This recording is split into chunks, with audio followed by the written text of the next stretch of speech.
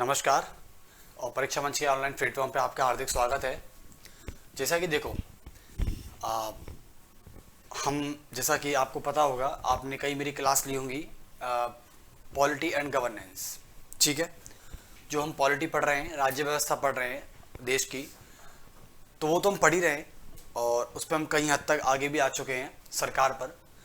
लेकिन आपको जानकर खुशी होगी कि मेरे जिम्मे में जो आपका फर्स्ट ग्रेड का जो एक एग्ज़ाम है, उस पर पूरा एक जो पॉलिटी है, गवर्नेंस है, वो तो मैं पढ़ा ही रहा हूँ। लेकिन उसके साथ साथ आज मैं एक नया सब्जेक्ट जो है उसी से संबंधित है। ऐसे कोई अलग ऐसा नहीं है जैसे कि हम पॉलिटी पढ़ा रहे हैं तो आज हम इकोनॉमिक्स पढ़ाएंगे, ऐसा कुछ नहीं है। फर्स्ट ग्रेड का जो सिलेबस होता है उसमें पूरा पॉलिटी गवर्नेंस आता है और एक आता है अपना ये पॉलिटिकल साइंस, जिसे राजनीतिक विज्ञान बोलते हैं, जिसे आप शास्त्र बोलते हैं। शास्त्र मतलब विज्ञान, यानी एक तरह से अध्ययन करना, रिसर्च करना, अनुसंधान करना, ये सब चीज़ें उसमें आती हैं। तो बड़ा ही संयोग है। तो जैसे कि मैं आपको पॉलिटी पढ़ा रहा था, लेकिन आज हम एक नया सब्जेक्ट लेने जा रहे हैं।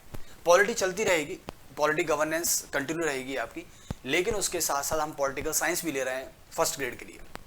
और भी एग्ज़ाम है, क्योंकि देखो फर्स्ट ग्रेड तो एक लेवल, एक स्टैंड होता है, उससे सारे जो नीचे एग्ज़ाम है वो तो ऑटोमेटिक क्लियर हो जाते हैं।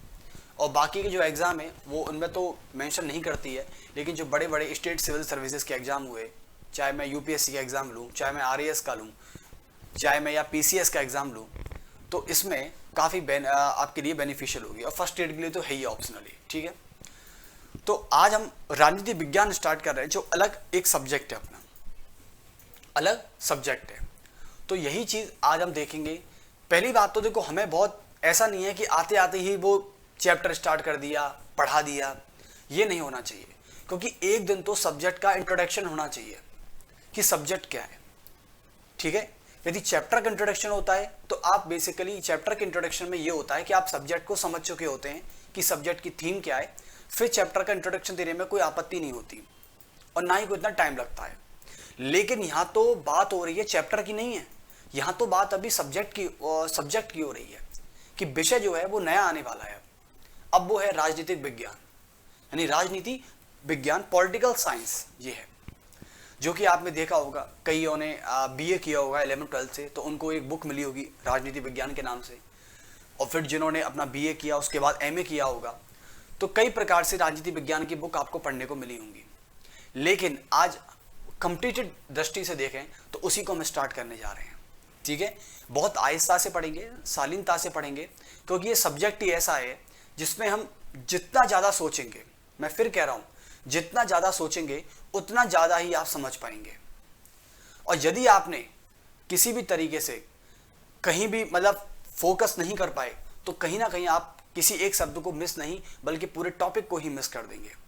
तो इसलिए यहाँ पर आप कॉन्फिडेंट भी होना होगा और आपको अवेयर भी होना होगा कि अवेयर कैसे होना है, क्योंकि सब्जेक्ट ही ऐसा है। मैं नहीं, जब हम भी पढ़े तो हमने भी पाया कि सब्जेक्ट वास्तव में सब्जेक्ट है। ये ऐसा नहीं है कि जो फैक्ट पे डिपेंड हो कि फैक्ट पढ़ लिया, फैक्ट रट लिया और बस पढ़ के हो गया काम। नहीं, आपको एक लाइन से दूसरी लाइन पे सोचना पड़ेगा बार बार।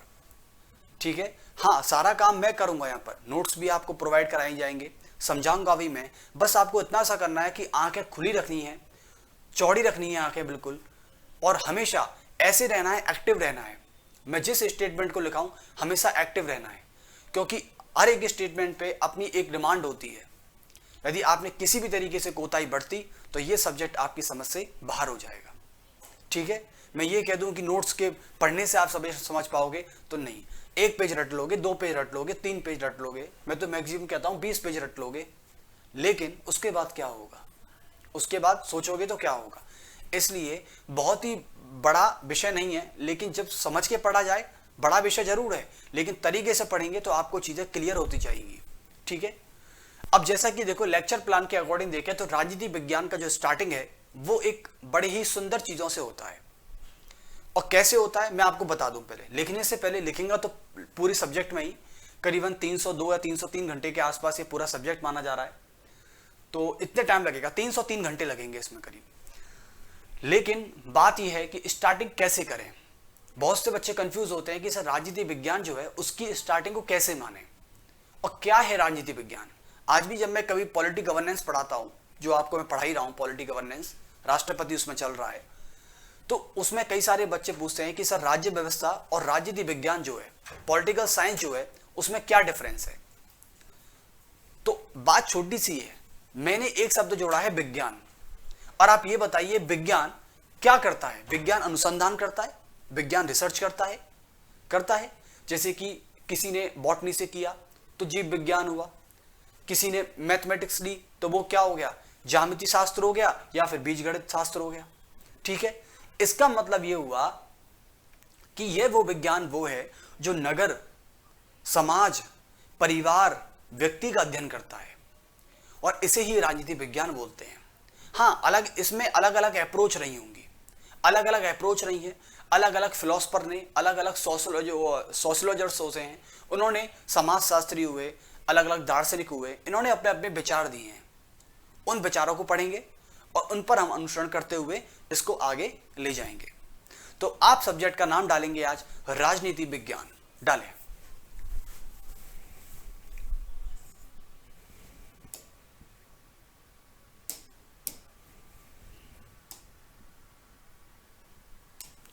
पहली बात तो मुझे ब्लैक कलर बहुत पसंद है। जैसे ही बाइट पे मैंने कभी देखा, आपने देखा होगा मेरे हर लेक्चर में मैं हमेशा क्या करता हूं, हमेशा ब्लैक से ही करता हूं। मुझे शायद मैंने कभी भी आपके सामने अंडरलाइन भी किसी पिंक कलर से या फिर किसी भी अदर कलर से नहीं किया होगा। आपके सामने जैसे कि कलर यहां दिख रहे हैं, सारे ये कलर हैं, इन कलरों से मैंने किसी का इस्तेमाल नहीं किया, केवल ब्लैक कलर का इस्तेमाल करता हूं, क्योंकि मुझे ब्लैक कलर बहुत पसंद है और ब्लैक कलर के अलावा कोई भी कलर मुझे बर्दाश्त नहीं होगा। ठीक है, तो इसलिए मैं अंडरलाइन भी अपने ब्लैक से ही करता हूं।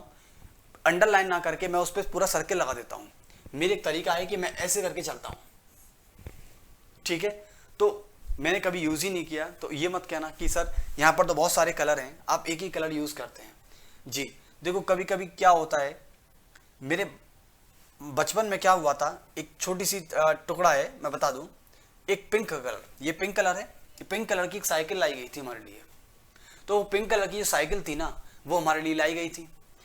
अब उस कलर से इतनी चिढ़ हो गई, एक होता है ना कि आदमी की आइडियोलॉजी होती है, और यही आइडियोलॉजी मैं इस पॉलिटिकल साइंस में बताऊंगा आपको। कोई का मानना है तो पिंक कलर से इतनी एलर्जी हो गई है कि ना चाहते हुए भी ये पसंद नहीं आता कलर। कोई भी हो, ब्राउन हो, कोई भी हो, पसंद नहीं आएगा। ठीक है, हाँ, कपड़ों की बात अलग है कि कपड़े हम चूज कर सकते हैं, क्योंकि कपड़ा एक तरह से एक हमारी आइडियोलॉजी शो नहीं करता, लेकिन ये बताता है कि हाँ, ज्यादातर आप मैक्सिमम किस तरीके के कपड़े पहनते हैं, ये आदमी की मेंटलिटी आपको शो कर देता है। ये बात इंपॉर्टेंट याद रखना कि कोई आदमी किस तरीके के कपड़े पहनता है, उससे उसकी मेंटलिटी का पता चल जाता है। याद रखना, जैसे कि जो फॉर्मल पहनता है, बेसिकली जींस वगैरह नहीं पहनता, तो आप इससे व्यक्ति का अध्ययन भी कर सकते हैं। तो व्यक्ति का अध्ययन करने के लिए जरूरी नहीं कि वो बोले ही कुछ, आप उसके ड्रेसिंग सेंस से भी पता लगा सकते हैं कि व्यक्ति कैसा होगा।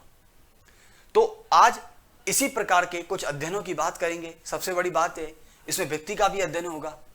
तो आज हम राजनीति विज्ञान स्टार्ट करने जा रहे हैं, और आपके लिए बहुत बहुत खुशखबरी है कि राजनीति विज्ञान जैसा सब्जेक्ट, मैं भी बहुत खुश हूं कि मुझे पढ़ाने का मौका मिला आपको राजनीति विज्ञान, जिसकी मैं तहे दिल से बहुत दिन से इंतजार कर रहा था कि मैं पॉलिटिकल साइंस कब पढ़ाऊं। ठीक है, क्योंकि पॉलिटिकल साइंस एक्चुअली में सब्जेक्ट है, इसका तो कोई तोड़ ही नहीं है। यदि आपने राजनीति विज्ञान को अच्छे समझ लिया तो पॉलिटी एंड गवर्नेंस में आपको कोई दिक्कत नहीं आएगी। ठीक है, हाँ, शाखा है इसकी, राजनीति विज्ञान की एक शाखा है पॉलिटी एंड गवर्नेंस। लेकिन आज उससे पहले हम कहीं देखें दृष्टिकोण देखेंगे, और देखेंगे कि राजनीति विज्ञान एक्चुअली में कैसे कैसे अप्रोच को बताता है। सबसे पहले ऐसा नहीं है कि आए चैप्टर बता दिया, आपने रट लिया, हो गया काम। भैया ऐसे तो दुनिया की मार्केट में हजारों किताबें पढ़ी हैं, आप वहां से भी चीज को पढ़ सकते हैं।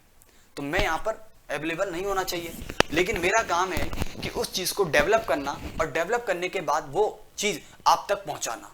ठीक है, तो हम देखते हैं, जैसा कि राजनीति विज्ञान आप डालेंगे, पहले तो इस सब्जेक्ट का नाम डाल लें।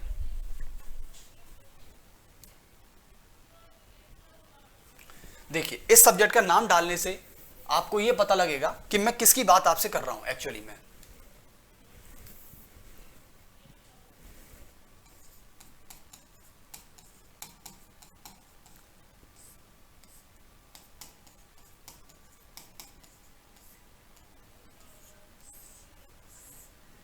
हम राजनीति विज्ञान की बात कर रहे हैं। और राजनीति विज्ञान जो है, देखो कैसे, आपको पता है कोई व्यक्ति ये कहे कि मैं राजनीति नहीं करता, आप सुनना मेरी बात को, अब मैं राजनीति विज्ञान पर आने जा रहा हूं तो धीरे धीरे मेरी बातों को सुनना। कोई व्यक्ति ये बोले कि मैं राजनीति नहीं करता, मैं पॉलिटिक्स नहीं करता, तो ये मानना कि वो गलत, वो व्यक्ति अनजाने अनजाने में कुछ ना कुछ गलत तो जरूर बोल रहा है। इसका मतलब उस व्यक्ति ने बोला कि मैं पॉलिटिक्स नहीं करता। किसने बोला कि राजनीति करना ही या ना करना आप कैसे जज कर सकते हैं? मैं तो फिर कह रहा हूं, मैंने पॉलिटी और गवर्नेंस में भी ये बात कही थी जब मूल अधिकार में पढ़ा रहा था, या मैं संविधान की विशेषता पढ़ाता हूं या पढ़ाया भी है मैंने पिछले कई लेक्चरों में, देखना आप एक बार, उसमें मैंने यही बात बोली है कि प्रत्येक व्यक्ति जन्म से एक राजनीतिक प्राणी होता है। प्रत्येक व्यक्ति जन्म से एक राजनीतिक प्राणी होता है, और जो व्यक्ति राजनीतिक प्राणी है वो ये कहे कि मैं राजनीति नहीं करता, ये तो फिर गलत हो गया, ये तो फिर गलत हो गया। हाँ, वो अलग तरीके की राजनीति करता है, इसका मतलब यानी उसके राजनीति करने का तरीका जो है बहुत अलग है। हाँ, ये नहीं कह सकते कि वो इस तरीके की राजनीति करता है। एक होती है राजनीति सत्ता पाने के लिए, सत्ता पाने के लिए किया गया संघर्ष जो है वो एक पॉलिटिक्स होती है।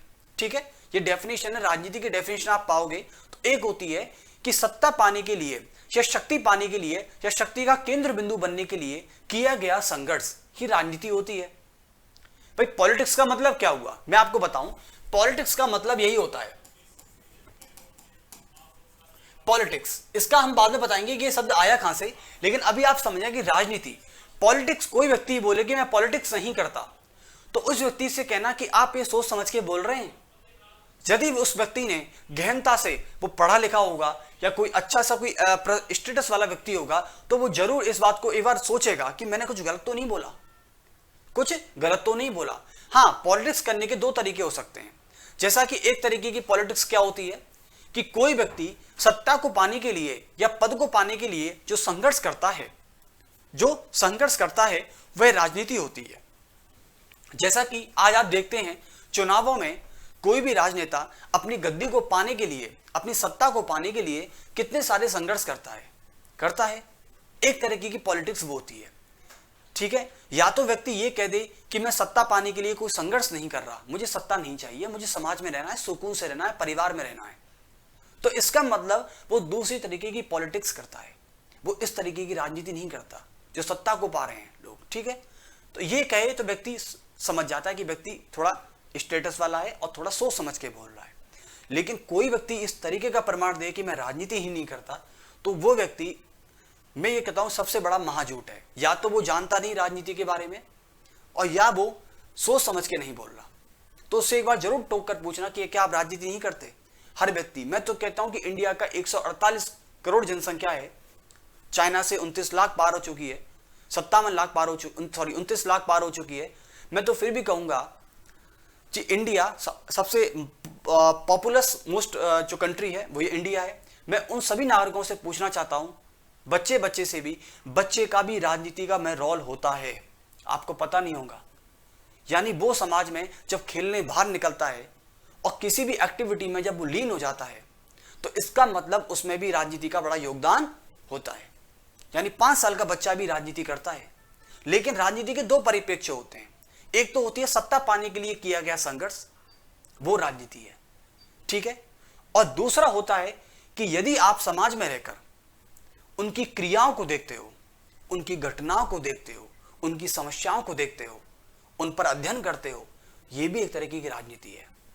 यानी अब व्यक्ति जो ये कह रहा था कि मैं राजनीति नहीं करता, तो उससे पूछना कि समाज में परसों के दिन क्या हुआ था, तो वो तुरंत बता देगा कि यह घटना हुई थी, और वो कैसे घर से भागकर दौड़कर उस घटना को देखने गया था और वहां पर उपस्थित था और देख रहा था। यानी उस क्रिया का अध्ययन उसने किया। उस व्यक्ति ने जब समाज में कुछ ऐसी घटना हुई, ऐसी क्रिया हुई, तो वह व्यक्ति उस क्रिया को बाखूबी से देख रहा था, उसको जज कर रहा था, देख रहा था कि कौन गलत है कौन सही है। इसका मतलब उस व्यक्ति ने भी राजनीति की है। लेकिन वो व्यक्ति सोच समझ के नहीं बोला इस चीज को कि मैं राजनीति नहीं करता। मैं कहता हूं कि 148 करोड़ लोग भारत के राजनीति करते हैं। मैं भी राजनीति करता हूं, आप भी राजनीति करते हैं, सब राजनीति करते हैं। लेकिन हमारी और उनकी राजनीति में फर्क यह है कि हम सत्ता के लिए राजनीति नहीं करते, हमें सत्ता या पद को नहीं पाना, हम इसलिए शक्ति का संघर्ष नहीं करेंगे। ठीक है, हमको विचारों से राजनीति करनी है। ठीक है, और देखो हर व्यक्ति, मैंने बोला अरस्तु इस बात को कहते हैं कि जन्म से हर व्यक्ति, अरस्तु जिसको हम बहुत अच्छे से पढ़ेंगे, जो वेस्टर्न फिलॉसफर रह चुके हैं, अरस्तु इस बात को बड़ी बाखूबी से कहते हैं कि कोई व्यक्ति जन्म से एक राजनीतिक प्राणी होता है। इस बात को जितनी जल्दी कोई भी व्यक्ति स्वीकार कर लेगा, उसके लिए जीवन संतुष्ट हो जाएगा, वरना व्यक्ति संशय में रहेगा, वरना व्यक्ति हमेशा कंफ्यूजन में रहेगा। तो अरस्तु की बात को नहीं नकारा जा सकता भाई, क्योंकि जब आप मूल अधिकार पढ़ते हैं तो अपने को राजनीतिक व्यक्ति मान लेते हैं, क्योंकि भाई आपके अधिकारों की बात आ गई। ठीक है, यानी इसका मतलब तो ये हुआ ना कि पैसे कहीं गुम हो गए और उस व्यक्ति ने पूछा कि पैसे किसके हैं, तो सभी ने हाथ खड़ा कर दिया।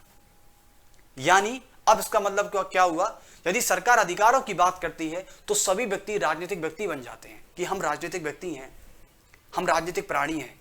और जब राजनीति की बारी आती है तो लोग पीछे हट जाते हैं। और अरस्तु कहते हैं कि राजनीति कोई बुरी चीज नहीं होती, बस अपने अपने देखने का नजरिया होता है। तो वही अरस्तु को लेकर थोड़ा बहुत आगे चलेंगे। और पॉलिटिक्स को मैंने बता दिया, पॉलिटिक्स के दो प्रकार होते हैं, एक तो सत्ता पाने के लिए किया गया संघर्ष होता है, और दूसरा अरस्तु के अनुसार समाज में जो क्रियाएं होती हैं, जो एक्टिविटी होती हैं, जो घटनाएं होती हैं, जो समस्याएं होती हैं। मान लो आपके समाज में ट्यूबवेल खराब हो गया, मैंने बोला समाज की समस्या, तो ट्यूबवेल खराब हो गया, अब पानी भी आपके घर में पानी भी उसी से आता है।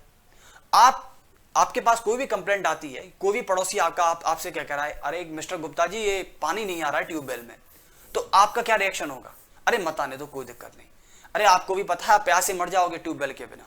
तो इसका मतलब ये हुआ कि वो कहेगा अच्छा पानी कब से नहीं आ रहा, अरे हाँ हमारे सुबह से पानी भी नहीं आ रहा हमारे, चलो चलते हैं, लाओ देखते हैं कुछ। इसका मतलब उस व्यक्ति ने भी समाज की समस्या का अध्ययन कर लिया, यानी इसका मतलब अब वो राजनीति कर रहा है। ये होती है राजनीति। ठीक है, और राजनीति ये नहीं कह रहा कि सत्ता पाने के लिए किया गया संघर्ष राजनीति बुरी होती है, बिल्कुल नहीं होती। चुनाव आते हैं, चुनाव में हर पार्टी अपना अपना पक्ष रखती है, क्योंकि वो संघर्ष कर रही है। क्या आप किसी पद को पाने के लिए संघर्ष नहीं कर रहे? इसका मतलब आप तो फिर झूठे साबित हुए, या मैं झूठा साबित हुआ। यदि मैं ये कहता हूं कि मैं, या आप ये कहें कि आप फर्स्ट ग्रेड के एग्जाम जो पद होता है, टीचर का पद होता है या आईएएस का पद होता है, क्या आप आईएएस के पद को पाने के लिए या टीचर बनने के लिए या सरकारी नौकरी पाने के लिए एक जो पद है उस पद की तो लड़ाई है सारी, और क्या आप उस पद को पाने के लिए संघर्ष नहीं कर रहे? तो आप ये कहते हैं कि मैं राजनीति नहीं करता, तो बहुत ही गलत है।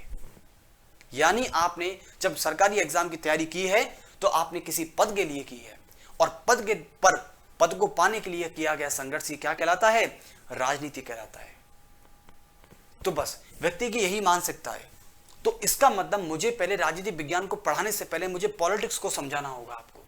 यदि आप ये नहीं समझे तो पूरी किताब व्यर्थ है, खत्म है बिल्कुल। आप किसी विचार की भावना को नहीं समझ पाएंगे। तो इसलिए मैं इस पर ज्यादा ध्यान दे रहा हूं, पॉलिटिक्स, राजनीति।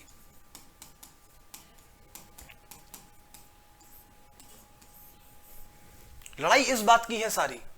कोई व्यक्ति तुरंत मुकर जाता है कि मैं पॉलिटिक्स नहीं करता।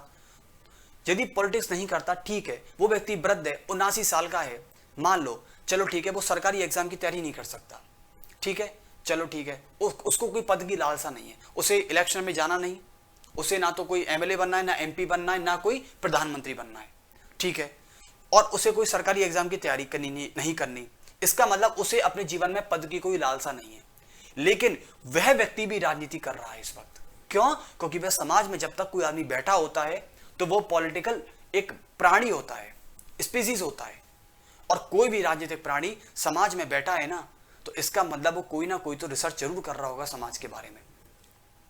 जैसे कि कोई घटना हो गई, किसी घर में आग लग गई, मान लो किसी घर का, मान लो गलती से ऐसा हुआ कि कोई घटना ऐसी हुई, कभी कभी ऐसा होता है सोसाइटी में कि सिलेंडर जो है वो जले रह जाते हैं, मान लो किसी भी कारणवश घटना हो गई, तो कैसे लोग भागे चले जाते हैं और उसमें हस्तक्षेप करते हैं। तो इसी प्रकार से यानी उस व्यक्ति ने भी राजनीति की है। जब भी आप कभी समाज की समस्याओं का अध्ययन करेंगे ना, तो आप पाएंगे कि आप भी एक तरह की राजनीति कर रहे हैं। तो ठीक है, अपने आसपास वालों से कह देना कि इस सेंटेंस को कभी ना बोलें कि मैं राजनीति नहीं करता। मैं तो बड़ी फख्र से कहता हूं कि मैं भी राजनीति करता हूं, ठीक है, और आप भी राजनीति करते हैं। यही तो होती है सब्जेक्ट को पढ़ने का मतलब होता है कि अब पहले आप पर फॉलो कर लो, उसके बाद दूसरे पर आप इल्जाम लगाना, ठीक है। तो इसका मतलब आप आज आपसे बोलेंगे, क्या मैं भी बोल सकता हूं, कोई आपत्ति है इसमें? कोई आपत्ति नहीं है। तो बोलेंगे कि हाँ, हर व्यक्ति राजनीति करता है, जो आपको पढ़ा रहा है यह भी राजनीति करता है, यानी मैं समाज में रहता हूं तो मैं भी राजनीति करता हूं। तो राजनीति के दो परिप्रेक्ष्य लिखेंगे, पहले आप लिखिए। एक तो राजनीति का पहला परिप्रेक्ष्य लिखेंगे आप कि सत्ता को पाने के लिए किया गया संघर्ष। लिखिए, सत्ता को पाने के लिए किया गया संघर्ष।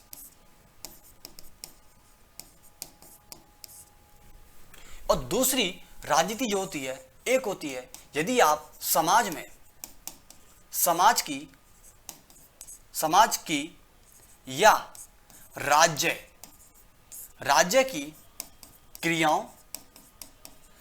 की क्रियाओं एवं समस्या एवं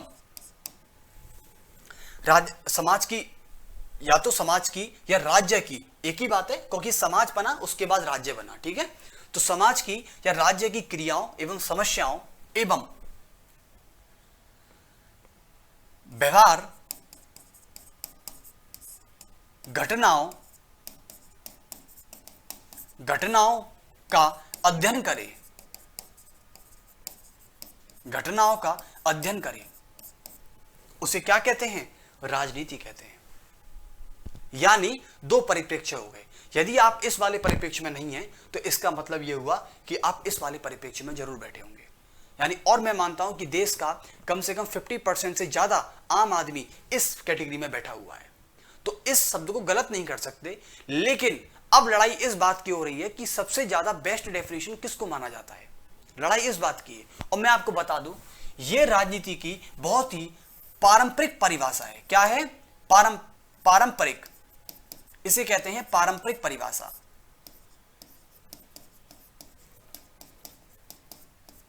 पारंपरिक परिभाषा है, यानी बहुत ट्रेडिशनल लैंग्वेज है, जिससे किसने दिया था? अरस्तु इस बात को कहते हैं। कौन कहते हैं? अरस्तु। इस बात को अरस्तु कह गए हैं, पहली बात। लेकिन बात यह होती है कि आज की पॉलिटिक्स क्या कहती है, राजनीति क्या कहती है आज की। देखो, कहते हैं कि कभी कभी चीजें को अपडेट करना होता है। मैं ये नहीं कह रहा कि ये चीज गलत है, मैं ना ये कह रहा कि ये चीज बिल्कुल सही है, या इस चीज को सही ठहरा के हम इस चीज को गलत बोल सकते हैं। गलत कुछ भी नहीं है, ये भी सही है अपनी जगह और ये भी सही है, बिल्कुल। लेकिन हमें फर्क होता है सत्ता, या आप लिखें पद, लिख दें यहां पर, पद या सत्ता को पाने के लिए किया गया शक्ति संघर्ष, लिखें शक्ति संघर्ष, इसे कहते हैं राजनीति। तो मैं ये नहीं कह रहा कि ये चीज बिल्कुल सही है 100%, हाँ 100% सही है, ठीक है, इस बात का चलो प्रमाण भी दे दिया मैंने कि ये बात 100% सही है। क्या ऐसा हो नहीं रहा? चुनाव आते हैं, क्या देखते नहीं आप ऐसा? तो ये बात सही है, लेकिन इस बात को सही कहने के साथ आप ये नहीं कह सकते कि ये बात तो निरर्थक हो चुकी है, बिल्कुल नहीं है। इसमें मैंने नीचे लिखा है कि ये ट्रेडिशनल लैंग्वेज है, ये पारंपरिक परिभाषा है। ये बताइए, आदिकाल से भारत रहा है, भारत का कोई निर्माण 1947 में नहीं हुआ, वो तो भारत का विभाजन था। जो लोग कहते हैं कि भारत को बने अभी 75 साल हुए, वो मैं उनसे क्या ही बोलूं, तो छोड़िए। लेकिन भारत तो आदिकाल से है, और सरकार के आने से पहले राज्य बन गया था, नहीं बना था? राज्य बन गया था। आपको पता है आदि मानव कैसे रहते थे? आदि मानव गुट बना के रहते थे। क्या आदि मानव के समय कोई प्रधानमंत्री, कोई राष्ट्रपति था क्या? कुछ नहीं थे, यानी किसी भी पद की जिक्र नहीं होता था। लेकिन वो फिर भी शिकार करने जाते थे, और जो पेड़ों की छाल को काटकर अपने बदन, अपने शरीर को ढकते थे, अपने तन को ढकते थे, और गुट में रहते थे। किस में रहते थे? गुट बनाकर रहते थे। ऐसे गुट बनाकर रहने लगे, धीरे धीरे वो समाज बना, और समाज से राज्य बना, और राज्य के लिए सरकारें आ गई। सरकारें राज्य में किस तरीके की महत्वपूर्ण भूमिका निभाती है, ये बात की बात है। लेकिन अभी हमें पॉलिटिक्स को समझना है। तो पॉलिटिक्स को समझने के लिए दोनों परिभाषाओं को यदि आप साथ लेके चलते हो, और किसी भी परिभाषा को ये नहीं कहोगे कि ये गलत हो गई है, ये गलत नहीं हुई, हाँ उसका महत्व कम हो गया है, उसका महत्व कम हो गया है। ठीक है, अब व्यक्ति समाज के ना सोचकर सत्ता को सोचने लग गया है, ये कह सकते हैं हम। अब सत्ता की लड़ाई है, पद की लड़ाई है। क्या आप पद की लड़ाई नहीं कर रहे? आप अपने बगल में बैठे वाले जिसके साथ आप पढ़ रहे हैं, क्लास में पढ़ते हैं या ऑनलाइन पढ़ते हैं, आप इसी नजर से पढ़ रहे हैं कि मैं दूसरे को कैसे हराऊं, दूसरे को कैसे हराऊं। लेकिन आप चुनाव नहीं लड़ेंगे, बस आपको कलम से हराना है। किसी को किससे हराना है? कलम से और बुद्धि से हराना है। तो इसका मतलब यदि आप पद के लिए संघर्ष कर रहे हो तो यह आप बिल्कुल सही हो। लेकिन आपके पिताजी की बात करें, अब पिताजी को कोई पद नहीं चाहिए, ना कोई चुनाव चाहिए, लेकिन वो समाज में रहते हैं, समाज की क्रियाओं का, समस्याओं का, व्यवहार का और घटनाओं का अध्ययन करते हैं। तो इसका मतलब आपके पिताजी भी कहीं ना कहीं राजनीति में इन्वॉल्व हैं। वो राजनीति से दूर नहीं रह सकते, क्योंकि आपके पिताजी हो और चाहे आप हो, चाहे मैं हूं, चाहे मेरे कोई परिवार का व्यक्ति हो, वो राजनीतिक प्राणी होता है। ठीक है, और अरस्तु इस बात को कहते हैं कि यह परिभाषा गलत नहीं है, लेकिन यह परिभाषा पारंपरिक परिभाषा है। और सबसे पहले यह परिभाषा अरस्तु ने दी थी। किसने दी थी? राजनीति की परिभाषा सबसे पहले अरस्तु ने बताई थी, इस प्रकार से जो आपके सामने लिखी हुई है। ये जो परिभाषा है ये है मॉडर्न डेफिनेशन। क्या है? Modern definition. तो आप इसे लिख देंगे कि यह राजनीति की आधुनिक परिभाषा है। यह है राजनीति की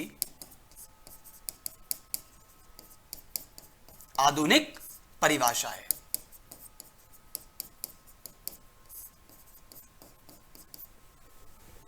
ठीक है, क्या इसको गलत बोलें? चलो इसको छोड़ो, इसको तो साफ सही मान रहे होंगे। खैर, इसको गलत बोल दें फिर हम? नहीं बोल सकते ना भाई, नहीं बोल सकते। इस बात को नकारेंगे, एक समय आएगा। लेकिन बात है कि इंपॉर्टेंस किसकी है। तो मैं तो ना तो इसको गलत बोलूंगा और ना इसको गलत बोलूंगा। इसका मतलब मैं इसको क्या बोलूंगा? सही बोलूंगा, और इसको भी राइट बोलूंगा। इसको तो राइट बोलना बनता है, लेकिन इसको किसी प्रकार से गलत मत कर देना। ये अपनी अपनी विचारधारा है, लेकिन अपनी विचारधारा से ये मत करना कि मैं इसे गलत कर दूं। ये बिल्कुल नहीं है, प्रमाणिक बातें हैं सारी। ठीक है, अरस्तु का जब आप कभी पढ़ोगे, अरस्तु तो बहुत बड़े वेस्टर्न फिलोसफर रह चुके हैं। एक पाश्चात्य विचारक की किताबें आती हैं कई सारी मार्केट में, उनको पढ़ोगे तो आप अरस्तु के विचारों को भी पढ़ोगे। अरस्तु ये नहीं कहते कि ये गलत है, हाँ इस चीज का महत्व कम हो जाता है, इस चीज का महत्व कम हो जाता है। जैसे कि पहले नोकिया के फोन चलते थे, आपको पता है, नोकिया कीपैड आया था पहले फोन। ठीक है, याद है ना कुछ? जब फोनों का दौर स्टार्ट होने वाला था, वो क्रांति आने वाली थी, उससे पहले नोकिया के फोन चलते थे, व्हाइट वाले कीपैड वाले चलते थे। अब ये बताइए, वो आज भी काम कर रहे हैं, आज भी काम कर रहे हैं, उनका अस्तित्व तो नहीं मिटा। लेकिन इस स्मार्टफोन की क्रांति में, इस एंड्रॉयड फोन की क्रांति में, इन आईफोनों की लड़ाई में उसका महत्व कम हो गया, उसका महत्व कम हो गया। क्यों? क्योंकि उसमें भैया इंटरनेट नहीं चलता, उसमें इंटरनेट नहीं है, उसमें 5G नहीं है, उसमें 6G नहीं है, उसमें 4G नहीं है। तो पब्लिक क्यों खरीदेगी? इसका मतलब वो टेक्नोलॉजी गलत नहीं थी, उस समय के हिसाब से वो टेक्नोलॉजी बिल्कुल सही थी और आज भी कहीं ना कहीं तक यूजफुल है। ठीक है, यानी मैं भी यदि नोकिया का फोन लेना चाहूं व्हाइट वाला तो मैं ले सकता हूं। हाँ, उसका अपडेट वर्जन आ गया होगा, वो अलग बात है, वो मॉडल मुझे शायद नहीं मिल पाए, लेकिन किसी भी तरीके से मैं कीपैड फोन रख सकता हूं, वो मेरी चॉइस है, तो मैं उसे गलत नहीं ठहराऊंगा। लेकिन चीजों को अपडेट करना ही तो राजनीति है, अपडेट करते हुए। और देखना आने वाले 20 या 50 सालों में राजनीति की अगली डेफिनेशन भी यहां पर आपको देखने को मिलेगी, जब तक आप रिटायरमेंट भी हो चुके होंगे। ठीक है, तो फिलोसफर का काम होता है निरंतर सोचना, और आपको पता भी नहीं है कि वेस्टर्न फिलोसफर सोचते रहते हैं। कोई डेफिनेशन निकलेगी 20 साल बाद, तुरंत उसे अपडेट कर दिया जाएगा, और आपको फिर आपके जो पीढ़ी है ना, जब सरकारी नौकरी की तैयारी करेगी तो वो तीसरी डेफिनेशन और पाएगी राजनीति की क्या होती है। ठीक है, समझ गए राजनीति क्या होती है? पद या सत्ता को पाने के लिए किया गया संघर्ष तो राजनीति है ही है।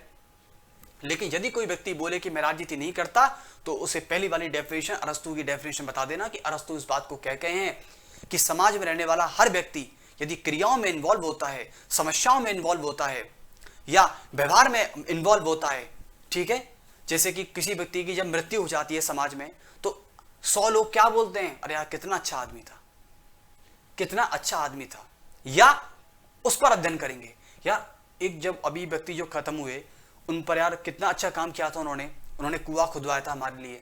मान लो ऐसा भी बोल देते हैं कभी कभी, क्या उन व्यक्ति ने तो काम इतना अच्छा किया था, कितने अच्छे आदमी थे, कहते हैं ना कि भगवान जल्दी अच्छे इंसानों को जल्दी ले लेता है, तो उनके ये कथन होते हैं इस तरीके के, हमने सुने भी हैं इस तरीके के, लेकिन हम इसको नहीं समझते थे। तो इसका मतलब 100 लोगों ने उस व्यक्ति के बारे में जो मृत्यु उपरांत उस पर अध्ययन किया था और तभी बोला है कि भैया व्यवहार बहुत अच्छा था उसका, उसकी जो क्रियाएं थी बहुत अच्छी थी, इसका मतलब वो व्यक्ति भी राजनीति कर रहे हैं। ठीक है जी। तो ये हो गई आपकी 2 डेफिनेशन। और राजनीति शब्द का उत्पत्ति मैं बताऊं, पॉलिटिक्स जो शब्द की उत्पत्ति थी वो ग्रीक भाषा, कहां से, ग्रीक भाषा के शब्द पोलिस से हुई है। कहां से हुई है, पोलिस, पोलिस बोल सकते हैं, पोलिस, पुलिस मत बोलना, पोलिस बोल सकते हैं। ठीक है, ये ग्रीक भाषा के शब्द पोलिस से बनी है, जिसका अर्थ होता है नगर राज्य। क्या होता है, नगर राज्य। ये आगे भी आएगा, घबराना नहीं है, अभी केवल मैं थीम समझा रहा हूं, नगर राज्य। अभी मैं सरकार तो पढ़ा ही नहीं रहा आपको, अभी मैं सरकार पढ़ा ही नहीं रहा, मैंने केवल आपको पॉलिटिक्स का मतलब बताया है, राजनीति। जब तक आप राजनीति विज्ञान को समझने के लिए राजनीति नहीं समझोगे, मेरा पढ़ाना, मैं चाहे कितना भी पढ़ा लूं, कहते हैं ना कि जमीन आसमान एक कर दूं, आप राजनीति विज्ञान नहीं समझ सकते। तो इसलिए पहले आपको इस पॉलिटिक्स शब्द को समझना होगा। समझ लिया, आपके सामने लिखा हुआ है, पूरा नोट कर लें पहले एक बार सब तरीके से।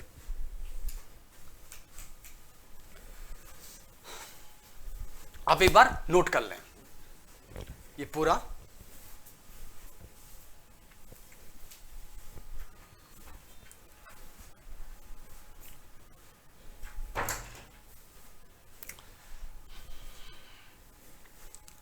देखो मजे से पढ़ना है, बिल्कुल कोई घबराने वाली बात नहीं है, इतना इजी वे में समझाऊंगा। अब समझा दिया ना, परिवार से लेके, ठीक है, समाज से लेके। अरे किसने बोला है कि राजनीति विज्ञान एक सब्जेक्ट है? किसने बोला पॉलिटी गवर्नेंस जो मैं पढ़ा रहा हूं, ये आदमी तो आज लिया है, पॉलिटी गवर्नेंस में पढ़ा रहा हूं, कौन कहता है कि ये सब्जेक्ट है? बिल्कुल नहीं है सब्जेक्ट, कोई सब्जेक्ट नहीं है। हाँ, तैयारी में सिलेबस के साथ पढ़ेंगे, इतना मैं यकीन के साथ कहता हूं कि एग्जाम में आने वाली चीजों को ही पढ़ाया जाएगा। लेकिन क्या हम उन चीजों को अच्छी तरह नहीं पढ़ सकते? क्या हम उन चीजों को अच्छी तरह नहीं पढ़ सकते? मैं तो कहता हूं कि कोई सिलेबस में 2 ही चैप्टर हैं, मैं मानता हूं 2 ही चैप्टर हैं, लेकिन उनको ऐसे पढ़ा जाए ताकि भूलने के कोई चांसेस ही ना रहें। ठीक है, चाहे पूरी किताब हो और चाहे 2 टॉपिक हो।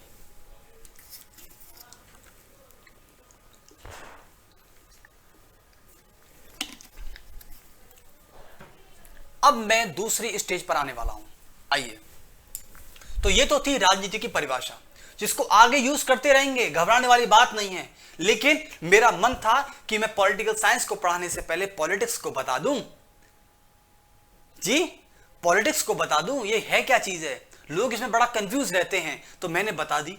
अब इसके बाद आप में इतनी समझ विकसित होगी होगी, आप जाकर भौकाल के साथ एकदम सीना चौड़ा करके बोल सकते हैं कि मैं भी राजनीति जानता हूं, मैं भी राजनीति जानता हूं, करता हूं राजनीति, करता हूं, सरकारी एग्जाम की तैयारी कर रहा हूं, किसी पद के लिए संघर्ष कर रहा हूं राजनीति।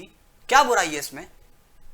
यदि आपके पापा या आपके दादाजी बोल सकते हैं कि हाँ मैं भी राजनीति कर रहा हूं, समाज में एग्जिस्ट करता हूं, मुझे कोई सत्ता या कोई पद नहीं चाहिए, लेकिन मैं समाज का एक राजनीतिक प्राणी हूं, मैं समाज की हर समस्या, हर क्रिया, हर अध्ययन पे जोर देता हूं, मैं राजनीति कर रहा हूं, क्या बुराई है? तो समझ गए ना?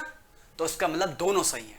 और जो इस बात को बोले उसे एक बार बैठ के समझा देना कि चलिए भाई थोड़ा चाय वाय पी लेते हैं, आ जाइए।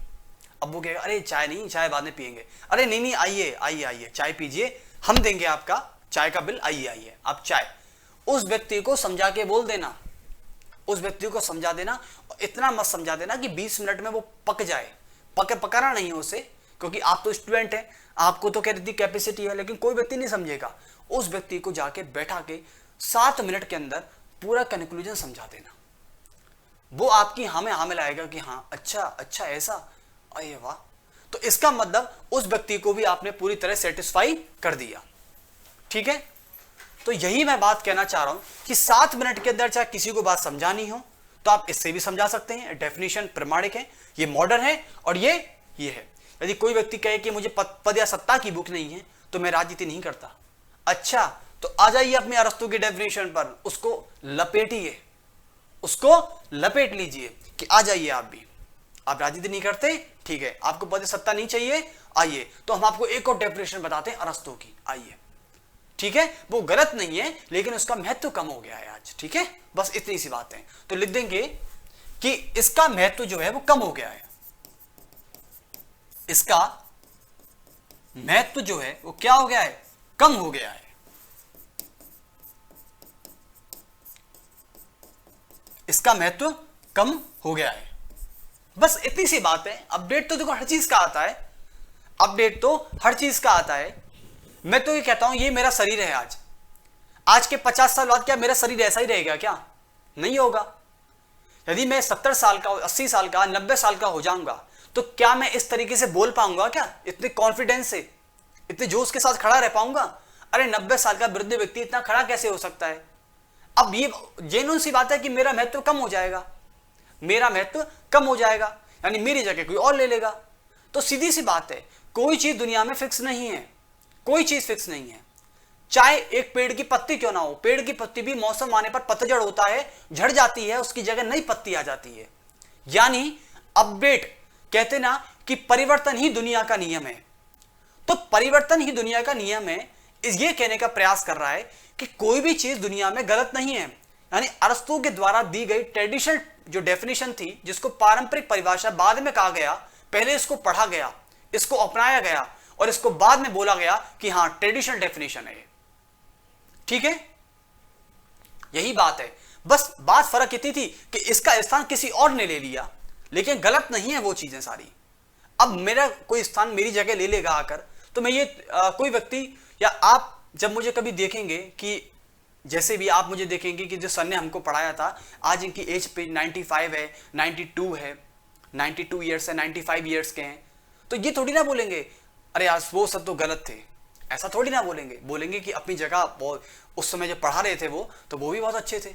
बस इसकी बात अलग है कि अब वो वृद्ध होने के कारण उनका महत्व कम हो गया है, ठीक है। अब वो आराम से बोलते हैं, या तो बोल ही नहीं पाते, या तो मैं बोल ही नहीं पाता, 92 ईयर्स का हूं, क्योंकि मेरे पास इतनी क्षमता नहीं है ना, इतनी एनर्जी नहीं है कि मैं खड़ा होकर आपको समझा सकूं, ठीक है। बस इतनी सी बात है। तो गलत कोई नहीं है, महत्व की बात है सारी, अपडेट की बात है, ठीक है। जिसका अपडेट ज्यादा होगा उसको महत्व ज्यादा दिया जाएगा, ठीक है। तो ये थी आपकी पॉलिटिक्स की डेफिनेशन। इसका जिक्र हम बाद में, इसका जिक्र हम और भी करेंगे, घबराने वाली बात नहीं है। और राजनीति की परिभाषा अभी एक नहीं है, दो ही है परिभाषा, मैंने माना है, लेकिन बार बार ये डेफिनेशन आपके सामने आएंगी। तो प्लीज ये मत कहना कि सर एक्सप्लेनेशन नहीं किया, एक्सप्लेनेशन पूरी कर दिया है, पहले ही कर दिया है, ठीक है। तो ये तो थी राजनीति की बात एक। अब आते हैं हम दूसरा और चलते हैं इंडियन पॉलिटिक्स के बारे में, देखते हैं। आ जाइए, समझ गए? देखो भाई आज स्टार्टिंग डे है, मैं नहीं चाहता कि मैं आपको सीधा कंटेंट पे मतलब टॉपिक पढ़ाऊं और टॉपिक पढ़ा के निकल जाऊं और आप पीछे से बोले क्या हो गया, मतलब अब एक ही ऑप्शन है रट लें। नहीं जी, पहला दिन है, धीरे धीरे चीजें बढ़ेंगी, कंटेंट पर भी आ जाएंगे हम, कल कंटेंट पर आ जाएंगे। तो लेकिन उससे पहले बेसिक नीड्स आपको देनी है, ठीक है, क्योंकि किसी मरीज को देने के लिए पहले कुछ चीजें उसे एक्स्ट्रा देनी पड़ती हैं, ठीक है। दवाई की गोली खाने से पहले उसे पहले खाना खिलाना पड़ेगा, उसके बाद उसे मेडिसिन देनी होगी। अब पहले ही मेडिसिन दे दी ना तो खत्म हो जाएगा। यानी तैयारी आपका एक दवाई के रूप में है, उससे पहले के लिए आपको पहले डोज लेनी होगी, उसके बाद आपको गोली शायद आपको हजम हो सकती है, ठीक है, ठीक है। तो आगे ये हटा देता हूं, चलो ये हटाते तो नहीं है, यहां देख लेते हैं एक बार। देखो अब बात करते हैं राजनीति विज्ञान। राजनीति विज्ञान में कौन सी अप्रोच ली जाती है, कौन सी अप्रोच ली जाती है, मतलब दृष्टिकोण क्या होता है इसका। देखो जब भी हम संविधान पढ़ते हैं, क्या पढ़ते हैं, जब हम संविधान पढ़ते हैं, एक बात देखना, चलो ये छोड़ो, एक बार मैं आपको ऐसे बताऊं, आप ज्यादा समझ पाएंगे इससे। जैसे कि यदि मैं भारतीय राजनीति का, यदि मैं इंडियन पॉलिटिक्स का, भारतीय राजनीति का एक कानूनी दृष्टिकोण पढ़ाता हूं आपको, क्या पढ़ाता हूं, कानूनी दृष्टिकोण पढ़ाऊं। यदि मैंने किसी व्यक्ति को भारतीय राजनीति का कानूनी दृष्टिकोण पढ़ाया है तो वो क्या जिक्र करेगा यानी इंडियन पॉलिटिक्स के कई सारे अप्रोच हैं, उसी प्रकार से पॉलिटिकल साइंस के कई सारे अप्रोच होते हैं। यदि मैं पॉलिटिकल साइंस को कानून की दृष्टि से पढ़ाऊंगा तो वो संविधान का जिक्र करेगी, संविधान का जिक्र करेगी। यदि मैं पॉलिटिकल साइंस को, अब मैं इसे कनेक्ट करूंगा यहां से, कि यदि मैं पॉलिटिकल साइंस को कानून की दृष्टि से पढ़ाने लगूं तो ये हमारे संविधान का जिक्र करती है, हर व्यक्ति को संविधान और कानून की नजरों से देखती है, उसको जज करने लगती है। जैसे कि न्यायालय में बैठा हुआ जज हर व्यक्ति को कानून की नजर से देखता है, क्योंकि जज जो है वो कानूनी दृष्टिकोण से बनाए भाई, उसे अध्ययन थोड़ी करना है व्यक्तियों पर। यानी राजनीति विज्ञान को जब आप कानूनी दृष्टिकोण से पढ़ते हैं तो वो संविधान का जिक्र करती है, संवैधानिकता को बताती है, वैधता को बताती है और संविधान को प्रमाणित करने का प्रयास करती है। जब आप संविधान की रचना पढ़ रहे थे, संविधान का निर्माण पढ़ रहे थे, संविधान की प्रस्तावना पढ़ रहे थे, या संविधान का कानूनी या संविधान की विशेषताएं पढ़ रहे थे, 4 चैप्टर आपने पढ़े थे। जब मैंने पॉलिटिक गवर्नेंस में यही स्टार्ट किया था, मैंने राज्य व्यवस्था में मैंने 4 चैप्टर पढ़ाए थे आपको, आपने क्लास ली है, बिल्कुल आपको याद होगा। मैंने राजनीति आपको संविधान का सभा का निर्माण पढ़ाया था, संविधान सभा पढ़ाई थी, संविधान की विशेषताएं, संविधान की प्रस्तावना, ये सब पढ़ाया मैंने।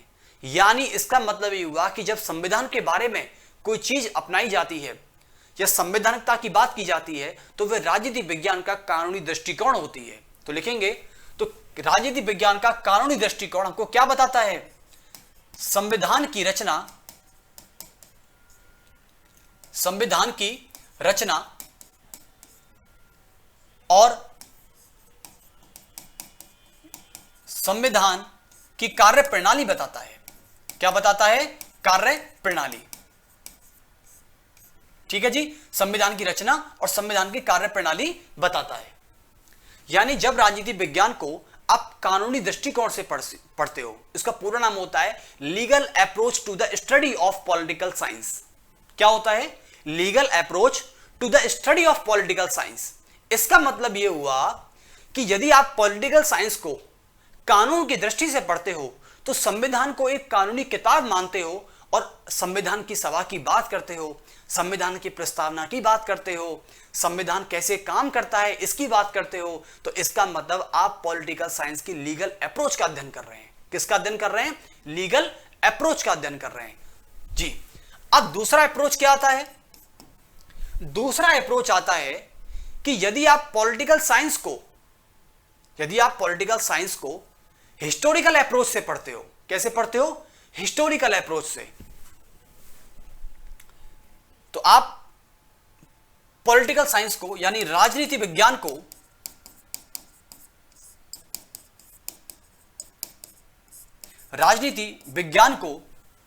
यदि राजनीति विज्ञान का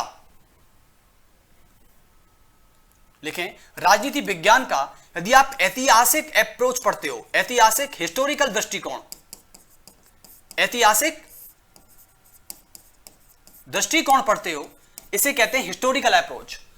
यदि आप historical approach to the study of political science, जब आप इसका अध्ययन करोगे तो आप ये पाओगे कि ऐतिहासिक मतलब इतिहास में चले जाइए, उस इतिहास में जहां पर हमारे क्रूर अंग्रेजों के द्वारा, क्रूर अंग्रेजों, जो क्रूर मतलब क्या है? मैंने कट्टर, यानी जो अंग्रेजों का शासन यहां पर रहा था, शोषणकारी शासन था, जो कई प्रकार से जुल्म करते थे भारत की जनता पर। उस समय आपको पता होगा कि कुछ राजनीतिक संस्थाओं का विकास होने लग गया था। राजनीतिक संस्थाएं का मतलब होता है जैसे कि सरकार का निर्माण होना, सरकार के विभिन्न भागों का निर्माण होना, ये होती हैं राजनीतिक संस्थाएं, पॉलिटिकल इंस्टीट्यूट। और पॉलिटिकल इंस्टीट्यूट में क्या आता है? सरकार आती है, सरकार के विभिन्न अंग आते हैं, सरकार के विभिन्न डिपार्टमेंट आते हैं, ये सब होती हैं पॉलिटिकल इंस्टीट्यूट। क्या होती हैं? Political institute. और यदि आप राजनीतिक विज्ञान का अध्ययन ऐतिहासिक दृष्टिकोण से करते हो तो आप पाते हो कि राजनीतिक संस्थाओं का विकास कब और कैसे हुआ। राजनीतिक संस्थाओं का विकास कैसे और कब हुआ।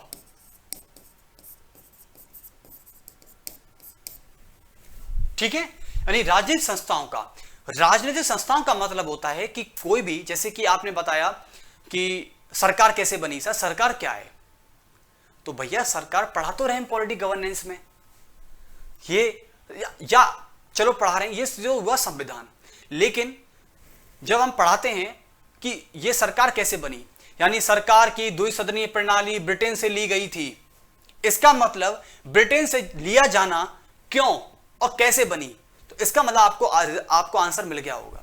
जैसे कि हमने अपनी भारतीय संसदीय प्रणाली को ब्रिटेन से अपनाया है, तो हम ये कह सकते हैं कि इतिहास में ऐसा कोई ना कोई घटनाक्रम जरूर हुआ होगा जिस प्रकार हमारे भारतीय संविधान में संसदीय प्रणाली को कहां से अपनाया गया था, ब्रिटेन की संसद से अपनाया गया था।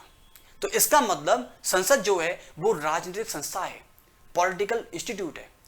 संसद हुई, ये जो जिसको हम विधानमंडल बोलते हैं, चाहे वो राज्य विधानमंडल हो चाहे वो केंद्रीय विधानमंडल हो, यानी संसद का होना, सरकार का होना, सरकार के विभिन्न अंगों का होना, ये सब पॉलिटिकल इंस्टीट्यूट होते हैं। और इनका विकास कैसे होता है और कब होता है, जब इसका अध्ययन करेंगे तो आप पाएंगे हम ऐतिहासिक दृष्टिकोण पढ़ते हैं। क्या पढ़ते हैं? ऐतिहासिक दृष्टिकोण पढ़ते हैं।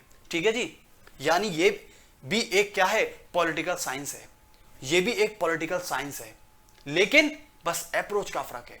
यदि आप लीगल अप्रोच से पढ़ते हैं तो आप पाते हैं कि आप संविधान पढ़ रहे हैं, जो मैं आपको पॉलिटिक गवर्नेंस पढ़ा रहा हूं, और इसी को कहते हैं क्या, भारत की राज्य व्यवस्था। इसे क्या बोलते हैं? भारत की राज्य व्यवस्था। अब आपको आंसर मिल गया होगा अपना कि भारत की राज्य व्यवस्था में और राजनीतिक विज्ञान में क्या फर्क है। मैं तो आज फिर बोलूंगा कि भारत की राज्य व्यवस्था राजनीतिक विज्ञान का एक कानूनी दृष्टिकोण है। क्या है? एक कानूनी दृष्टिकोण है। समझे आप जी? तो ये वाली बात हो गई। और यदि आप उन राजनीतिक संस्थाओं की बात करें कि संसद कैसे बनी, संसद कैसे बनी, सरकार कैसे बनी, सरकार के विभिन्न अंग कैसे बने, तो आप जाते हैं हिस्टोरिकल अप्रोच में। ये अलग अप्रोच है, ठीक है। और एक अप्रोच और आती है, यहां तो पेज पूरा फुल हो गया, और एक आती है राजनीति विज्ञान की, ये छा बन जाता है गलती से क्योंकि आदत रही है मेरी, इसको ज्ञा बनाने की कोशिश करते हैं, बन गया। राजनीति विज्ञान की यदि आप पढ़ते हैं कौन सा, इंस्टीट्यूशनल अप्रोच, इसे कहते हैं संस्थागत दृष्टिकोण। संस्थागत दृष्टिकोण। तो आप क्या पाएंगे? आप क्या पढ़ेंगे? आप पढ़ेंगे राज्य के बारे में, आप पढ़ेंगे सरकार के बारे में, राज्य के बारे में, सरकार के बारे में, सरकार के विभिन्न अंगों के बारे में, सरकार के विभिन्न अंगों के बारे में, विभिन्न अंगों के बारे में। आप मुझे बताइए ऐतिहासिक दृष्टिकोण क्या बताता है?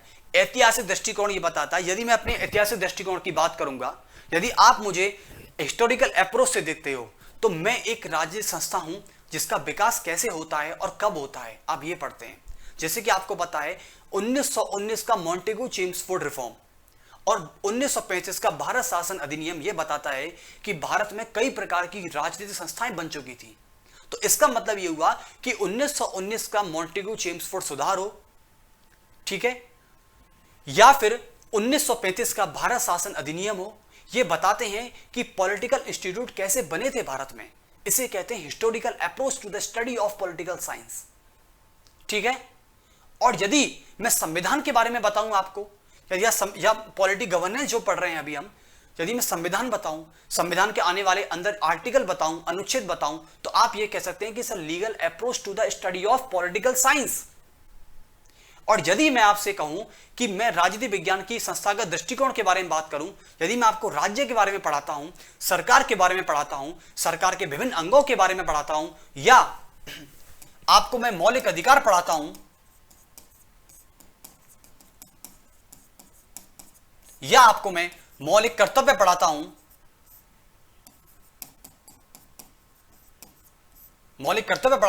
तो आप कह सकते हो कि सर आप इंस्टीट्यूशनल अप्रोच की बात कर रहे हैं। किसकी बात कर रहे हैं? इंस्टीट्यूशनल अप्रोच की बात कर रहे हैं। यानी हमको ये बताती है कि राज्य क्या है, सरकार क्या है, सरकार के विभिन्न अंग और मौलिक अधिकार और मौलिक कर्तव्य, और राष्ट्रपति, प्रधानमंत्री, उपराष्ट्रपति, ये सब क्या है? ये सब इंस्टीट्यूशनल अप्रोच है। क्या है? इंस्टीट्यूशनल अप्रोच है। आप देख सकते हैं इसमें कौन आते हैं? इसमें प्रधानमंत्री, इसमें राष्ट्रपति, इसमें राज्यपाल, ये आते हैं। जब आप इनका अध्ययन करते हो तो आप पाते हो कि आप इंस्टीट्यूशनल अप्रोच पढ़ा रहे हो। उनको क्या पढ़ा रहे हो? इंस्टीट्यूशनल अप्रोच पढ़ा रहे हैं। ठीक है। और दूसरी बात, यदि मैं आपसे कहूं कि राजनीति विज्ञान की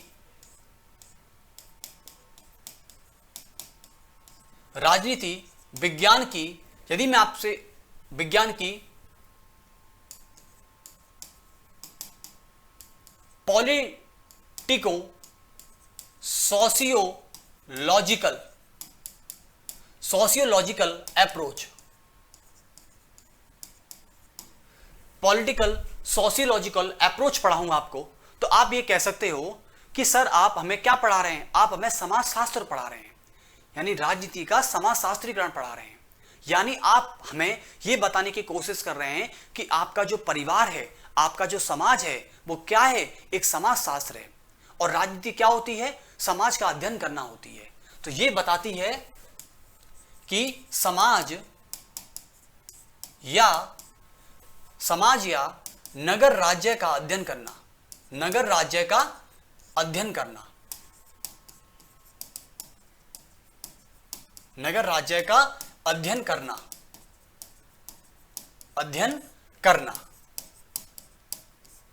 अध्ययन करना ही राजनीति है। और इसको कौन कह गए थे? अभी मैंने कराया था आपको, देखिए एक बार, अभी मैंने आपको कराया था ये वाला, समाज या राज्य की क्रियाओं का, समस्याओं का, व्यवहार का, घटनाओं का अध्ययन करना, नगर राज्य का अध्ययन करना, इसे अरस्तु कहते हैं। और यही पॉलिटिकल साइंस की मॉडर्न डेफिनेशन है, सॉरी ट्रेडिशनल डेफिनेशन है। इसको क्या कहते हैं? इसको ट्रेडिशनल डेफिनेशन कहते हैं। तो समाज का या नगर राज्य का अध्ययन करना ये क्या होता है? राजनीति होता है। और इसे समाजशास्त्र से अलग नहीं किया जा सकता, इसे समाजशास्त्र से अलग नहीं किया जा सकता, अलग नहीं किया जा सकता, अलग नहीं किया जा सकता। इसलिए समाजशास्त्र मतलब हुआ सोशियोलॉजी। तो सोशियोलॉजी से आप नगर राज्य को अलग करोगे तो यह बहुत ही गलत है। या सोशियोलॉजी को आप राजनीति विज्ञान से अलग नहीं कर सकते, क्योंकि राजनीति विज्ञान एक तरीके की पॉलिटिक्स है जो पॉलिटिक्स पर रिसर्च करती है। और पॉलिटिक्स का मतलब यह नहीं होता कि आप सत्ता को पाने के लिए ही संघर्ष करो। आप पॉलिटिक्स का मतलब होता है कि आप समाज का, अपने परिवार का या अपने नगर राज्य का अध्ययन करते हैं, तो वो भी राजनीति होती है। और इसे समाजशास्त्र से अलग करना कहीं किसी प्रकार का कोई गलत काम नहीं है। तो इसका मतलब राजनीति हो गई। तो इसका मतलब जब पॉलिटिकल सोशियोलॉजी अप्रोच, और इसी को हम क्या कहते थे? इसी को हम क्या कहते थे? जो अरस्तु ने दी थी। किसने दी थी? अरस्तु बहुत बड़े फिलोसफर हुए हैं। अरस्तु बहुत बड़े फिलोसफर थे। इनका एक स्टेटमेंट बताऊंगा, आपकी जंजीरें हिल जाएंगी। आपको शायद पता होगा, अरस्तु एक वेस्टर्न फिलोसफर रह चुके हैं, और इनके बारे में, इनके व्यक्तित्व के बारे में हम अलग से एक चैप्टर आएगा उसमें पढ़ेंगे। लेकिन अभी इनके द्वारा जो कहा गया था हम वो पढ़ेंगे। तो बात ये हो गई है कि अरस्तु ने यह डेफिनेशन दी थी, जिसको मैंने पहले लिखा चुका हूं आते आते ही, जिसको मैं क्या कहता था? जिसको मैं कहता था परंपरागत परिभाषा। क्या कहता था? परंपरागत परिभाषा। किसकी परिभाषा? राजनीति विज्ञान की परिभाषा या राजनीति की परिभाषा। इसको परंपरागत परिभाषा बोलते थे। ठीक है। तो देखो, मतलब मुझे आपको खींच के वहीं लाना है। अब तुम कुछ भी कर लो, मैं आपको खींच के वहीं ले आया। पहले मैंने लीगल अप्रोच पढ़ाया, जिससे आप कभी ये ना पूछो कि सर पॉलिटिकल साइंस में और पॉलिटी में क्या डिफरेंस है। तो मैंने सब कुछ बता दिया, क्योंकि यदि पॉलिटिकल साइंस को आप लीगल अप्रोच से पढ़ेंगे तो आप पाएंगे कि मैं आपको पॉलिटी और गवर्नेंस पढ़ा रहा हूं। और यदि मैं पॉलिटिकल साइंस को सोशियोलॉजिकल अप्रोच से पढ़ाऊंगा तो आप पाएंगे कि सर आप हमें राजनीति विज्ञान की पुरानी बातें बता रहे हैं। और यदि मैं आपको और यदि मैं आपको राजनीति विज्ञान की, यदि मैं आपको राजनीति विज्ञान की क्या पढ़ाऊं, बिहेवियरलिज्म अप्रोच, इसे कहते हैं व्यवहारवादी उपागम। क्या बोलते हैं? व्यवहारवादी उपागम। उपागम नहीं, आप दृष्टिकोण कहते हैं इसे, व्यवहारवादी दृष्टिकोण, व्यवहारवादी दृष्टिकोण। व्यवहारवादी दृष्टिकोण से पढ़ाऊंगा आपको, तो आप समझ जाना कि सर आप हमें आधुनिक राजनीतिक विज्ञान पढ़ा रहे हैं। क्या पढ़ा रहे हैं? आधुनिक राजनीतिक विज्ञान।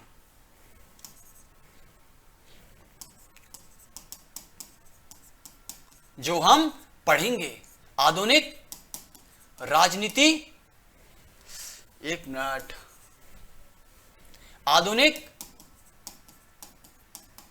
राजनीति विज्ञान पढ़ा रहे हैं सर आप हमें, ठीक है। व्यवहारवाद, जब एक चैप्टर आपके में, एक चैप्टर है आपके सिलेबस में, बता दूं आपको, एक सिलेबस आता है आपके में, व्यवहारवाद एवं उत्तर व्यवहारवाद।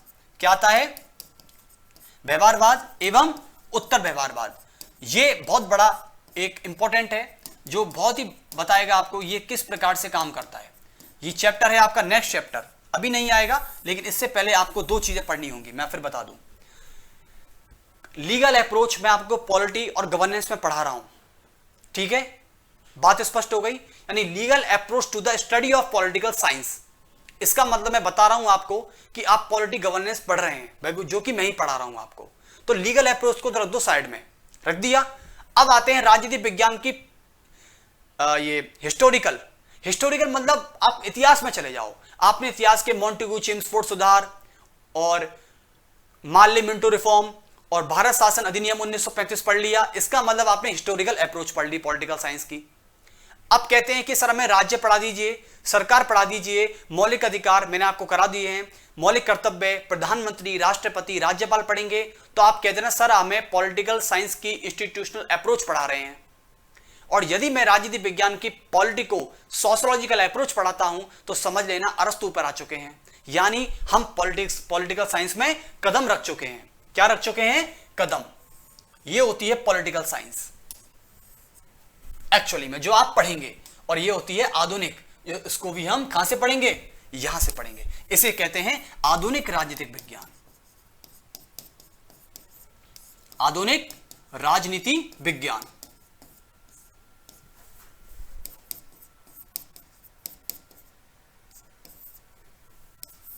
आधुनिक राजनीति विज्ञान इसे बोला जाता है। तो बात स्पष्ट हो गई आपकी, कोई घबराने वाली बात नहीं है। देखो कैसे कैसे मैं आपको खींच लाया। यानी हमारा मेन फोकस किस पर रहेगा? Political sociological to the study of political science and behaviouralism study to the of political science. इस पे हमारा फोकस रहेगा। ये दोनों चीजों पर फोकस करके चलेंगे। एक को कहते हैं traditional definition of political science, जो अरस्तु ने दी थी, और एक कहते हैं modern definition of political science, जिसको बोलते हैं बिहेवियरलिज्म एंड पोस्ट बिहेवियरलिज्म। क्या बोलते हैं? बिहेवियरलिज्म एंड पोस्ट बिहेवियरलिज्म, ठीक है, यानी व्यवहारवाद और उत्तर व्यवहारवाद। इसको नेक्स्ट चैप्टर में पढ़ेंगे, लेकिन इससे पहले एक चैप्टर आता है, मैं आपको बता दूं कल के लेक्चर में मैं क्या लेने वाला हूं। तो ये तो थी आपकी बेसिक नॉलेज, इनको नोट कर लेना, फिर मैं बता रहा हूं। नोट कर लेना और एक बार अच्छे से पढ़ लेना जो मैंने बोला है। मेरे लेक्चर को दोबारा देख लेना एक बार, कोई दिक्कत नहीं है, ठीक है। तो कल के लिए मैं आपको बता दूं, कल का चैप्टर हमारा रहेगा, तो कल हम इस पे और इस पे फोकस करेंगे, क्योंकि राजनीति विज्ञान तो यही बताता है भैया। और उसके बाद बात करते हैं, कल का चैप्टर रहेगा राज्य की परिभाषा, राज्य की परिभाषा एवं प्रकृति एवं स्वरूप। राज्य की परिभाषा, प्रकृति और स्वरूप, इस चैप्टर को हम लेंगे और ये हमारा पॉलिटिकल साइंस का पहला चैप्टर होगा। क्योंकि मैंने इस चीज बताया, क्योंकि आप फिर कल पागलों की तरह देखते तो मुझे अच्छा नहीं लगता। क्योंकि जब कोई भी मेरा पढ़ाया गया कोई भी चीज, जब कोई लोग असंतुष्ट तरीके से देखे तो मुझे मजा नहीं आता। जब तक हर एक बच्चा संतुष्ट ना हो जाए, तो कोई ना कोई बच्चा समझना ही नहीं चाहता, वो बात अलग है। लेकिन जो समझना चाहता है, प्रयास कर रहा है समझने का, लेकिन उससे समझ में नहीं आ रहा है, तो फिर वहां पर चिंता का विषय बन जाता है। और ये चिंता का विषय बहुत ही खतरनाक होता है। जो व्यक्ति नहीं पढ़ना चाहते या टाइम पास कर रहे हैं उनके लिए हम नहीं कह सकते कि कोई भाई वो तो उनका तो, लेकिन वो एक दो होते हैं जो सीरियस तैयारी करते हैं, मैं उनके लिए बात कर रहा हूं। तो इसलिए मैं राज्य की परिभाषा, प्रकृति और स्वरूप बताऊंगा। इससे पहले मैंने आज 1 घंटा इस पर डिस्कस किया कि राजनीति क्या होती है, राजनीति विज्ञान कैसे कैसे डेवलप हुई और कौन सी अप्रोच से हम काम करेंगे। ठीक है, तो ये भी एक आपके सिलेबस का महत्वपूर्ण हिस्सा है। याद रखना, जो मैंने आज पढ़ाया है सिलेबस का महत्वपूर्ण हिस्सा है। आप जा सकते हो क्योंकि आपके सिलेबस में एक चीज लिखी हुई है। क्या लिखी हुई है? राजनीति विज्ञान का उपागम। क्या लिखा हुआ है? उपागम। और उपागम को बोलते हैं दृष्टिकोण, अप्रोच। ये लिखा हुआ है, फिर बता रहा हूं, तो नोट कर लेना आज के पेजों को, आज के पेजों को नोट कर लेना।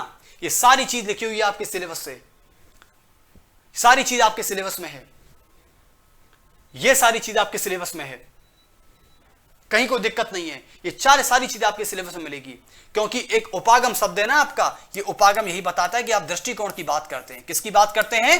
दृष्टिकोण की बात करते हैं। तो अर्थ, उपागम, प्रकृति और सब प्रकार की स्वरूप की बात करता है। तो ये आपके सिलेबस का हिस्सा है, गलती से भी इग्नोर मत करना। बनना, कहते हैं ना कि जिस घर की नींव में एक ईंट भी कम हो जाए उस घर के गिरने की स्थिति जल्दी बन जाती है। याद रखना इस बात को। एक ईंट आपने कमजोर छोड़ दी, मैं ये कहता हूं स्टार्टिंग में मेहनत करनी है बेवल, फिर तो चीजें चाची फ्लो में बढ़ती चली जाती हैं। बस किसी भी सब्जेक्ट को उठाने से पहले उसकी थीम को समझना इंपॉर्टेंट है। या मैं ये कहूं कि आपके हाथ से मैं सिलेबस को छीन लूं और कहूं कि निकालो एग्जाम, हिम्मत है तो योर चैलेंज। तो इसका मतलब समझ लेना कि आप सर कैसी बात कर रहे हैं, मतलब सिलेबस को लेके मैं आपसे कहूं कि आप करके बताओ एग्जाम फाइट, तो पढ़ते रहना 20 सालों तक, कभी नहीं होगा सिलेक्शन। सिलेबस ही तो हमें बांधता है, तो सिलेबस के अकॉर्डिंग मैं आपसे बात कर रहा हूं। सिलेबस का हिस्सा है, क्योंकि उपागम शब्द आपके सिलेबस में है, तो इसको बड़ी तालीमता से देखना। ये उपागम दे रखा है और दूसरे पर दे रखा है फिर बिवलिज्म एंड पोस्ट बिवलिज्म, अंडरलाइन लगा लेना उस पर भी और इस पर भी। अर्थ की, उपागम की बात करेंगे आप पहले तो, उसके बाद हम धीरे धीरे चीजें फ्लो में हो जाती हैं। क्योंकि कहते हैं ना कि नींव को भरने के लिए कोई भी मजदूर ये कहता है कि सर घर बनेगा, घर में नींव को भरने के लिए कितनी मेहनत करनी पड़ती है, मिट्टी को बिछाना पड़ता है पूरी जगह, जहाँ से किसी भी तरीके से कहीं खोखलापन न रह जाए या घर में कहीं पोल ना आ जाए। उसके बाद तो फिर मजदूर ईंट पे ईंट खड़ा करता चला जाता है और घर बनता चला जाता है। उसे नीचे का फिक्र नहीं होता कि घर मेरा कभी गिरेगा या टूटेगा। जिस घर की नींव कमजोर है वो घर कभी नहीं रुक सकता। इसलिए पॉलिटिकल साइंस को समझना है, सिलेबस को कंप्लीट करना है, तो तरीके से चलना है, क्योंकि हर एक चीज कंटेंट का हिस्सा होगी, हर एक चीज आपके सिलेबस का हिस्सा होगी। ठीक है जी, तो आज का लेक्चर यहीं समाप्त करते हैं, क्योंकि ये देखो सब्जेक्ट ही ऐसा है, ज्यादा पढ़ा दिया तो ऐसा लगेगा कि क्या दे दिया। आज इतना पढ़ के आए, कल जब इतना पढ़ के आए आप, उसके बाद मैं एक चैप्टर स्टार्ट कर रहा हूं, आपके सिलेबस का हिस्सा है। पहले पेज पर आपके सिलेबस में पॉलिटिकल साइंस में मेरे पास यहां पर अवेलेबल नहीं हो पाएगा अभी, मैं कल बता दूंगा वाली आपको। उसमें जाके आप देख सकते हैं, पहला अर्थ जो दे रखा है उसमें उपागम की बात की गई है, अर्थ की बात की गई है। उसके बाद प्रकृति की और स्वरूप की बात की गई, जो एक ही हिस्सा है राज्य का। तो कल मैं आपको समझाऊंगा कि वो समाज क्या है, वो नगर राज्य क्या है। ये नगर राज्य क्या है, नगर राज्य भाई क्या बवाल है ये, इसको हम कल देखेंगे। ठीक है, और धीरे धीरे जब पोस्ट बिवलिज्म पर और बिवलिज्म पर आएंगे तो हम आपको मॉडर्न पॉलिटिक्स भी पढ़ा देंगे, मॉडर्न पॉलिटिकल साइंस पढ़ा देंगे, सॉरी। ठीक है, तो अभी चलते हैं। ये वाली चीज और ये वाली चीज याद रखना जिंदगी में, जिंदगी नहीं केवल एग्जाम तक, एग्जाम फाइट करना है, इतना है। कोई हमें फिलोसफर नहीं बनना, लेकिन जिस वक्त पढ़ रहे हो उस वक्त फिलोसफर बन जाना अच्छे से। ठीक है, और अरस्तु की छोटी सी बात मैं आपसे कहूंगा लास्ट में जाते हुए, कि अरस्तु ने बोला है कि पृथ्वी का हर एक व्यक्ति या पृथ्वी में जन्मा हर व्यक्ति जन्म से राजनीतिक प्राणी होता है, और जो व्यक्ति समाज से दूर रहता है या तो वो देवता है या वो पशु के समान है। क्या बात कही अरस्तु कहते हैं कि जो व्यक्ति राजनीतिक प्राणी ये बोलकर कहे कि मैं राजनीति नहीं करता, वो व्यक्ति गलत है, क्योंकि हर राजनीतिक प्राणी राजनीति करता है, और यदि हां राजनीति नहीं करता तो या तो वो समाज से दूर है, और समाज से दूर है व्यक्ति, या तो वो भगवान है या वो पशु के समान है, वो मानव नहीं है। ठीक है, तो अरस्तु ने ये बात कही है और बड़े जोश के साथ कही। मुझे आशा करता हूँ आपको अच्छा लगा होगा, मजा आया होगा, और मजा के साथ देखो मजे मजे में कंटेंट पूरा कर जाएं, इससे कोई बेहतर बात हो ही नहीं सकती। ठीक है जी, तो अभी के लिए समाप्ति, और आगे फिर हम चलते हैं आपके नेक्स्ट लेक्चर की तरफ कल। Please be attend, be confident, be hopeful. Okay, thank you. जय हिंद, जय भारत।